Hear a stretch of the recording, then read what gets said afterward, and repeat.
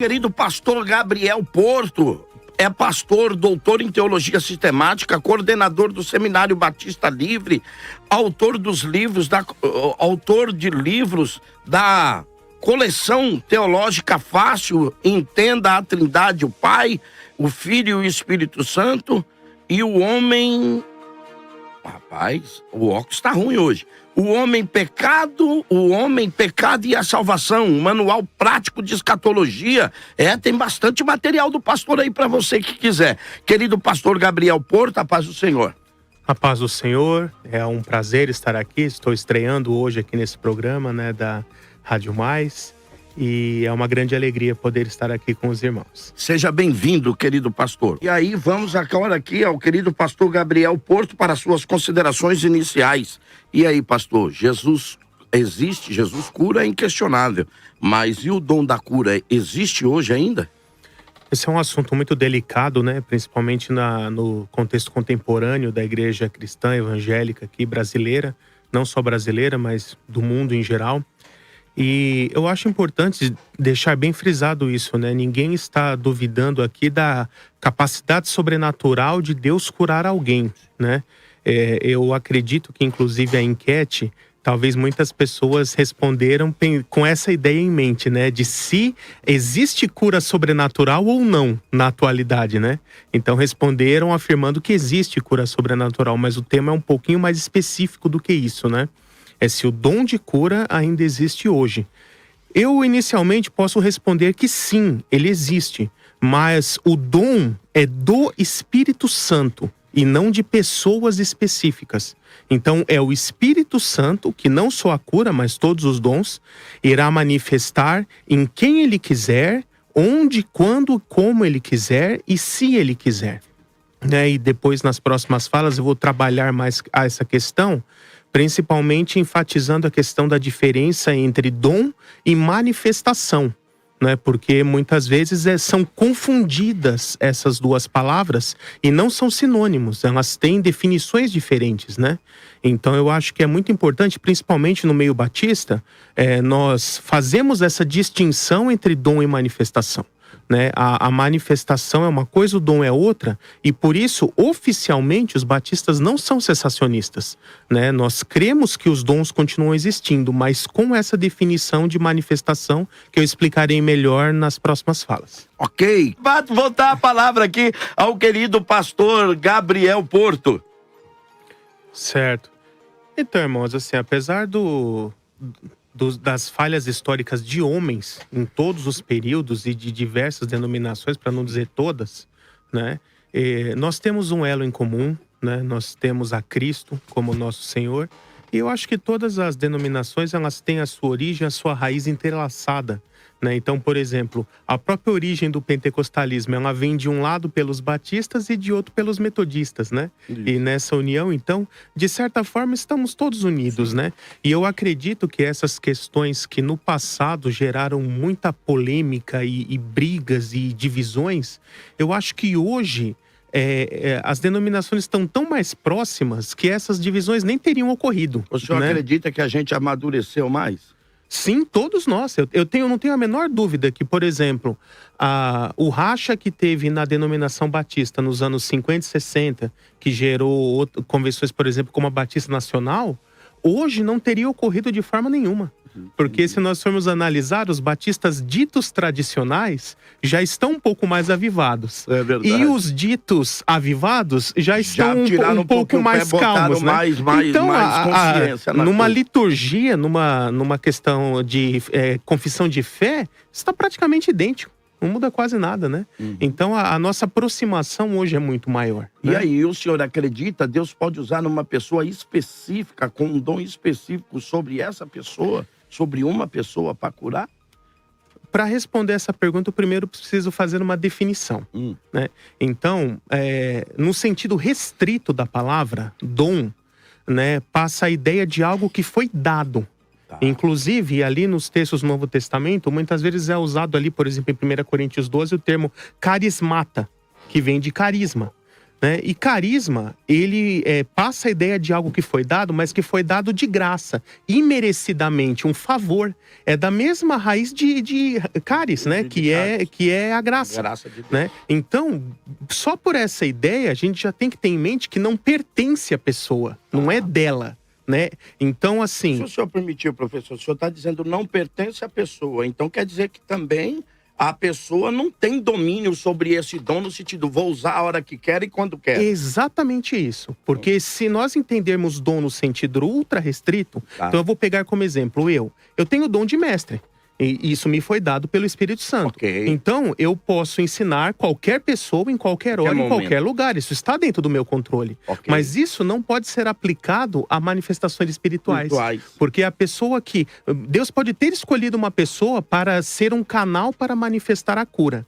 Mas ela não vai conseguir curar em toda hora, em todo lugar, para qualquer pessoa na hora que ela quiser. Fica a ideia que ele é que domina sobre o dom. É isso que nós estamos combatendo, entendeu? A ideia de que a pessoa vira dona do dom. Não. Os dons são do Espírito. E ele concede a quem quer, na hora que quer, quando quer. As pessoas são apenas canais que o Espírito Santo usa para manifestar o dom. E é por isso que eu gosto mais dessa ideia. Em 1 Coríntios 12 está escrito exatamente isso. A cada um foi dada uma manifestação do Espírito. Né? Então eu gosto mais de usar esse termo, a manifestação de cura. Então o senhor diz que a pessoa tem o dom, mas que nem sempre o dom é obrigado a se manifestar. Isso. O poder de fazer ele se manifestar, onde, quando e como, no momento certo, está totalmente na soberania do Espírito Santo. Cabe à pessoa apenas a obedecer à ordem de Cristo de orar por todos, pedindo a cura e estar aberta também assim para ouvir a voz de Deus, a voz do Espírito Santo, para saber onde, quando e como ela deve orar por alguém. Ele é direcionado, não é porque eu tenho dom de cura que eu sou... Porque eu tenho visto aí, o pastor missionário Cipriano, de que, por exemplo, tenho visto até algumas críticas assim sobre a pandemia. Cadê os curandeiros pentecostais sobre a pandemia? Porque parece que a gente tinha um domínio de sair curando todo mundo a hora que você quer. Mas pelo que o senhor entende, então, essa manifestação a pessoa tem um dom, mas a manifestação é algo que é controlada pelo próprio Espírito e dada à pessoa na hora que o Espírito quer. Exatamente, em situações específicas. Ter uma pergunta para o senhor, imagine só, porque essa é a ideia do debate. Nós temos uma grande gama de povo nosso que não tem a cultura que os senhores têm, não tem a capacidade teológica que os senhores têm. E talvez seja essa a ideia do debate mesmo, de levar a eles um pouco mais. Mas quando uma pessoa que tem a fé para salvação, ele vem aqui e lê um texto desse. A uns mesmo o Espírito Santo deu, uns o poder de realizar milagres, a outros o poder de profetizar e a outros. Como é que essa pessoa não vai entender que ele, como indivíduo, tem o direito do dom? Posso fazer uma observação, pastor? Eu acho que existe uma forma assim muito mais natural de ler 1 Coríntios 12. Né? Porque qual é o tema principal e o objetivo maior de Paulo em 1 Coríntios 12? É tratar a unidade do corpo de Cristo e de que assim, não existe membro mais importante e menos importante. Todos são iguais. Então, quando fala que no corpo de Cristo cada um é um membro, é nesse contexto que ele vai dizer: a cada um Deus deu uma manifestação. Ou seja, cada um terá um dom. Ninguém vai ficar sem dom. Né? E cada dom tem a sua importância. E o propósito de cada dom é a edificação coletiva do corpo de Cristo. E é por isso que é importante, necessário ali, que haja manifestações de cura também. Mas perceba que em nenhum momento o texto está dizendo que todos irão efetuar todos os dons em todos os momentos. E que nem mesmo uma pessoa irá ter um dom que ela vai poder usar todo momento, sempre a hora que ela quiser. Porque o texto deixa bem claro que os dons são do Espírito e pertencem ao Espírito, né? E aí eu gostaria de fazer uma analogia aqui. Enquanto os pastores discursavam, me veio isso em mente. Eu vi certa vez uma reportagem que foi feita uma pesquisa rápida numa escola infantil. Perguntaram assim: de onde vem a água que a gente consome? E 70% das crianças falaram da torneira. Olha como é simplista a visão. Porque lá na casa dele ele abre a torneira, sai da torneira. Mas nós sabemos que atrás disso tem todo um sistema. Tem a caixa d'água, que foi abastecida por uma distribuição regional, que em última instância veio lá do rio, ou do lago, veio lá da fonte. Então eu acho que focar o dom na pessoa é a mesma coisa de dizer que a água vem da torneira. Porque, na verdade, a fonte é o Espírito Santo. Se a fonte está fechada, se o caminho está fechado, a água não chega. Mesmo se a torneira estiver lá. E mesmo se né? a torneira estiver aberta, né? Exatamente, né? Então a ideia é sempre isso. A origem é a fonte, é o Espírito Santo. E o canal da fonte até o indivíduo tem que estar aberto. Aí a água chega, né? Senão, não vai chegar. E a culpa é da torneira? Né? Não. Tem todo esse processo. Então, muitas vezes a gente fica assim com uma visão muito fechada, né? É a mesma coisa de dizer que a água vem da torneira. Não, ela vem da fonte. A torneira é só o final do caminho pelo qual ela chega, né? Pastor, aí eu vou deixar para o senhor, pastor Gabriel Porto, falar da questão. Queria até que o senhor falasse para a gente se o senhor também tem essa ideia de que isso chega a ser como que fosse algo, a palavra que o senhor... Antropocêntrico. Isso, essa palavra bonita aí, olha só. Quase se eu falar de novo, vou falar até língua estranha aqui. Aleluia. Então, isso. Porque parece que o apóstolo Paulo, que foi tão usado, né, em cura também, aliás, que eu não vejo Paulo sendo tão usado, mas é usado também em cura, quando o seu amigo lá na frente, tão achegado dele, que ele até disse, um filho que eu mesmo gerei na minha entranha, o Timóteo, parece que está passando por algum tipo de enfermidade, Paulo não ora para Deus o curar. Paulo aconselha ele tomar um remedinho lá, tal, à base de vinho, alguma coisa. Como é que o senhor explica isso para nós? Eu acho que alguns pontos que já foram tratados aqui precisam ser ressaltados. Até assim eu vou procurar usar uma linguagem mais simples para que os nossos ouvintes possam, do mais simples ao mais erudito, nos entender. Né? Então, assim, o dom de cura, de fato, e não só cura, outros dons, repousou sobre indivíduos? Sim, os apóstolos. Nos apóstolos, ninguém está questionando isso. Eles tinham, de fato, o dom de cura, e isso foi delegado pelo próprio Jesus Cristo, porque eles estavam dando início à igreja e precisava disso. Então, não estou cravando aqui o que eu vou dizer agora, mas temos que ter em mente também que, no momento em que a primeira carta aos Coríntios foi escrita, vários apóstolos ainda estavam vivos. Então, em textos que fala a questão de indivíduo, quem sabe se o próprio Paulo não está se referindo aos apóstolos, que ainda estavam vivos e eram indivíduos que tinham dom de cura, né? Mas depois disso, pelo menos ao que eu me lembro, posso estar enganado, eu não lembro relatos posteriores de outros cristãos, fora os apóstolos, praticando curas assim sistematicamente, uma atrás da outra, que nunca nenhuma falhou, fora os apóstolos. Né? Então, dali para frente, isso se torna manifestação. Né? E sobre essa questão também, a gente tem que ter em mente o seguinte... Agora pergunto, se está sobre o apóstolo, por que ele não curou? Porque mesmo a pessoa tendo o dom, ela está debaixo da autoridade de Deus. Se Deus fala para não fazer, ele não faz. Da mesma forma que pode falar para não profetizar, para não pregar e assim por diante. Mesmo ela podendo fazer.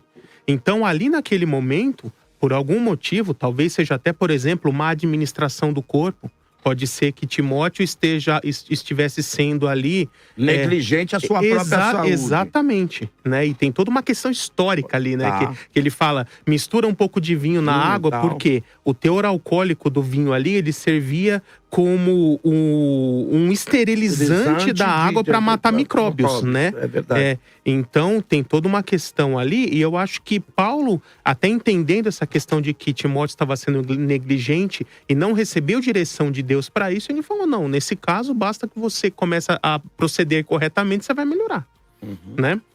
Então, tem toda essa questão. E realmente, eu acho que o mais difícil aqui é ter um equilíbrio. A gente não pode negar a existência dos dons, das manifestações, do sobrenatural de Deus.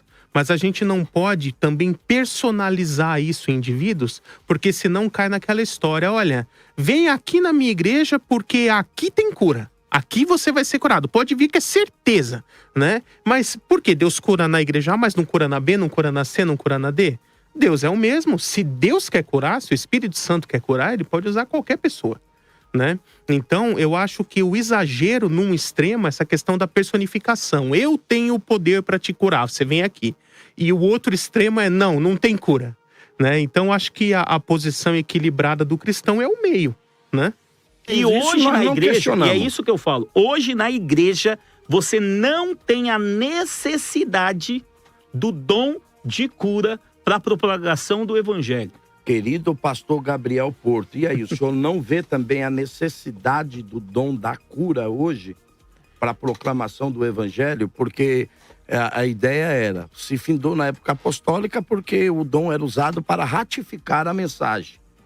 Mas eu vou fazer uma pergunta para o senhor e até eu queria que depois o missionário Cipriano, parece que na África, Cipriano, há um poder diabólico em algumas regiões que age muito forte, né? Não é? Muito forte. E como que você vai dizer que a palavra lá na África não precisa ser ratificada se o diabo faz milagre, prodígios e maravilha e eu chego com um evangelho pregando de um Deus que é poderoso e ele não faz nada disso? Eu acho que essa pergunta, primeiro, a gente precisa pensar assim, quem faz a pergunta, qual definição de dom ele tem na cabeça, né? Porque no sentido assim da pessoa ser dona e poder exercer isso qualquer hora, lugar e situação que quiser, eu entendo que não ocorre dessa forma. Eu também. Ocorreu só com os apóstolos. Agora, no caso da pessoa ser um canal de Deus e pode ser usada várias vezes durante a vida para ministrar uma cura sobrenatural na vida de pessoas, ok, isso continua existindo, eu só não chamo isso de dom. O senhor, né? Mesmo com uma frequência constante? Sim, porque vamos pensar o seguinte, mesmo esses nomes que o senhor citou, que foram homens muito usados por Deus nessa parte, alguém pode afirmar que qualquer indivíduo desses, por mais fortemente que tenha sido usado durante suas vidas, alguém pode afirmar que 100% das pessoas, em 100% das ocasiões e dos lugares em que essa pessoa orou, foi curada? A gente pode garantir que todas as vezes que a pessoa orou, em todos os lugares, 100% das pessoas foram curadas? Que nunca teve ninguém que recebeu uma oração daquela pessoa e não foi curada? Porque se ela fosse dona do dom, teria que ser assim, né?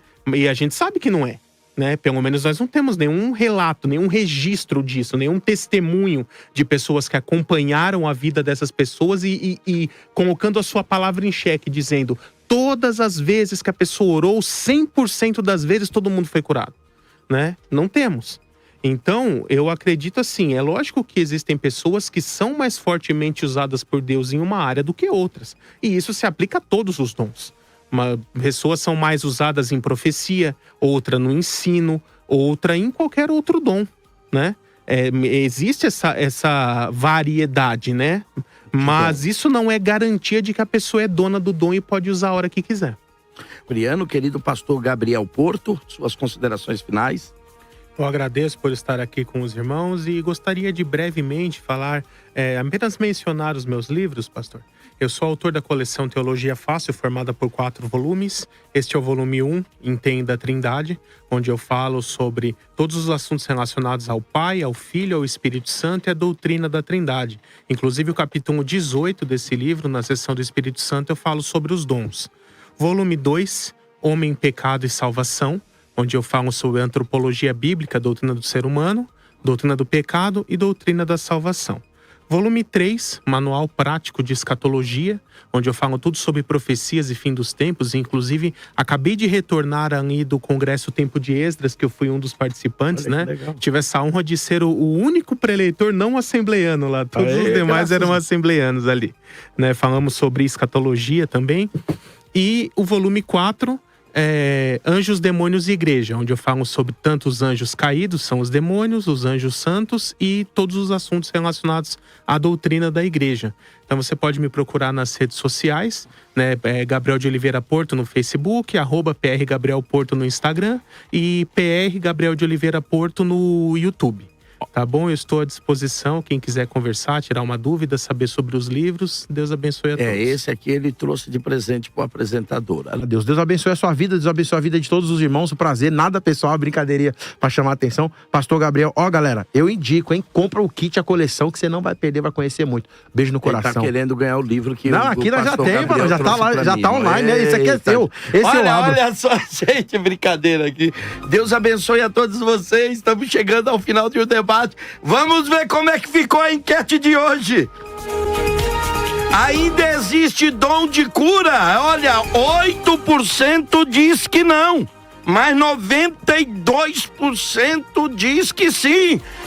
Conseguiram subir um pouquinho. A vocês um grande abraço, até amanhã com mais um debate na Mais FM.